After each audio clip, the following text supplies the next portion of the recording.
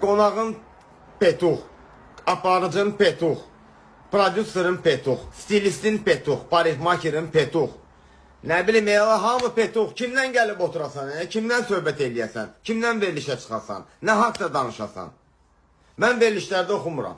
Mən verilişə çıxıramsa əgər, mən ifam rapdir, mən hip-hopu təmsil edirəm. Mən efirdə çıxıb insan olmayan yerdə hansısa kameranın qabağında yəni 5 yaşımız yoxdur da, məktəbdə oxumuruq axı.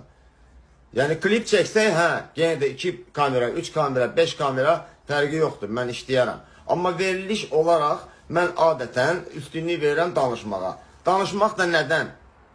Pox yiyib cavanlıqda bir dənə nəsə narkotik teması olub. Bugünə kimi o temanı siz çürüdürsünüz.